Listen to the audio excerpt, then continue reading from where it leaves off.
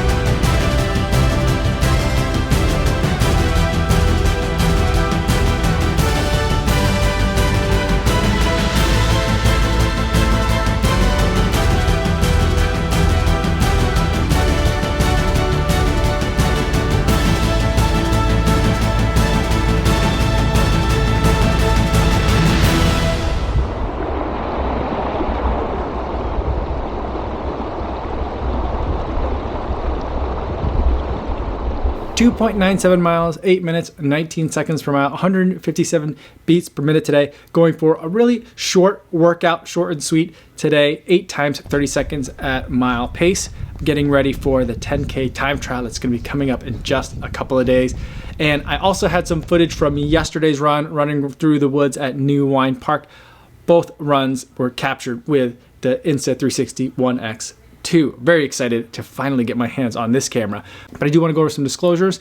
This is a camera that I did purchase with my own money, but I do have affiliate links down below that I do get a commission if you guys make any purchases through those links. So there is some sort of financial incentive there, but they're not paying me to make this video, and no one's gonna get a chance to preview any of my footage or my thoughts before you guys get a chance to see this video on YouTube. So with the disclosure out of the way, let's talk about the Insta360 One X 2. Now, the way I'm going to break it down is, first, I'm going to talk about what are 360 cameras just generally, and why would you want to use one, or how did I shoot any of the kind of things that you saw in the intro footage today. And from there, then I'm going to talk about the X2's key stats and features, especially the ones that matter to me from a runner's perspective, and also be comparing the One X2 against some other 360 cameras that I've used, like the 2 different GoPro cameras that I've used that are 360 cameras, and some other Insta360 cameras like the Insta360 One R and the original Insta360 One X. And then I'll wrap that up with my buyer's guide and kind of give you guys some thoughts on, like, depending on what cameras you do or don't have already, whether or not this camera is worth it for you. So you can always cut to the chase to whatever part is going to make the most sense for you. But first, let's talk about what are kind of 360 cameras generally. So a 360 camera can be used in a couple of different ways, but what they all have are a number of cameras. This one has 2, and most of kind of like the consumer grade ones have 2 cameras, one on the front and one in the back. And what they do is each of the cameras captures about 180 degrees. They actually capture a little bit more than 180 degrees. And between the 2 cameras, it captures kind of like everything that's around the camera: top, bottom, left, right, forward, and back. That's basically how I do the thing with the invisible selfie stick. The 2 cameras, when I mentioned that they capture more than 180, they like overlap a little bit. And what the camera can do is it figures out where the overlap is for the stick and it just deletes it. So it looks like I'm not holding anything. That's like a really cool kind of magic trick that you get when you're using cameras like this. So one of the things that you can do with it, and I've made videos like this before, not a ton of them because they're really hard to work with, but I've made videos where you can use them like, you know, put on the goggles and kind of like look around the room and like see whatever you want to see. Or if you're looking at it on your phone, you can like move your phone around and like look up or look down, do all kind of really immersive kind of things. That's like a true like 360 video that you would capture with a camera like this, a 360 camera. But the way that I typically like to use 360 cameras is in what Insta360 calls its dual lens capture mode. GoPro calls it over capture. So in essence, you're using it like a 360 camera. You're capturing everything that's going on around it all at once. But later on, like the person who makes the video or is like editing the video picks what the viewer looks at. I can choose later on for the camera to be looking forward or looking backwards or have it pan around. Plus, with the way that you can play around with the different level of zoom that this camera has, you can do everything from like the tiny planet trick where it looks like, you know, I'm like the little prince running on top of a little planet, or you could have it kind of zoom in or even just change. So it's kind of gives you like an artificial like fake dolly effect, or that's what can give you like that kind of fake drone effect. Pretty powerful tool, 360 cameras in general. The workflow then means that there's an additional step. So not only do you have to go out there and go for a run, you have to go through and like select where the camera is going to look at any given time. That part takes quite a bit of time in terms of the editing process. Usually I kind of estimate it as it's going to double the amount of time it takes you to edit a video if you're using a lot of 360 footage. Now let's talk about some of the features of the Insta360 One X specifically. Now, for me, the biggest story about this camera is that this is now a waterproof camera up to, I think, 10 meters, if I'm not mistaken. I don't really go swimming or diving or scuba diving or snorkeling or anything like that. But what I do want is to be able to dunk this thing in water, get it wet in the rain, splash it a whole bunch of times, and have it be able to survive.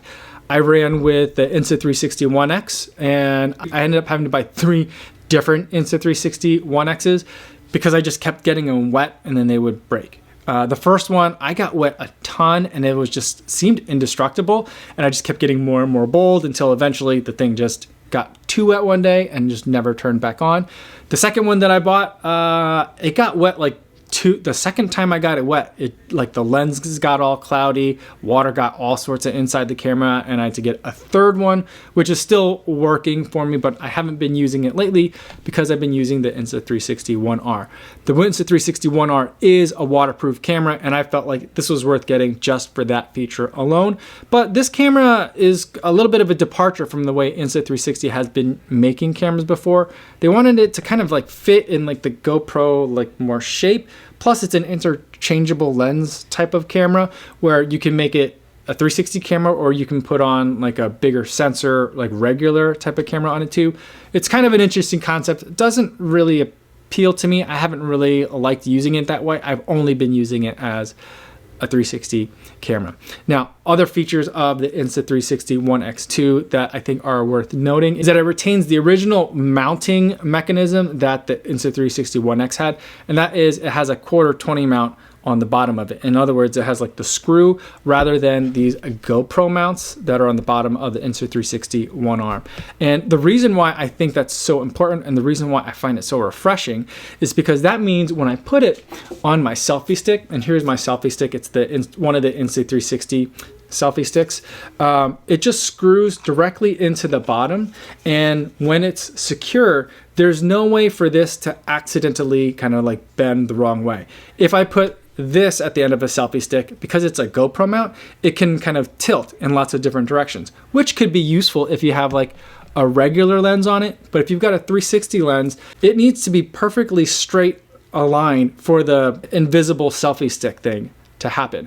And I made some clips with the Insta360 One R the other day where I had it on an extendable selfie stick that had a GoPro mount at the end, and because like this thing got like just a little bit skewed to one way, just like a degree or so, you could see some of the selfie stick, and it kind of gets in the shot and it just like ruins the effect. And so then you're like, oh look, there's like a 1/4 of a selfie stick in that dude's hand. So it gets kind of weird, gets annoying.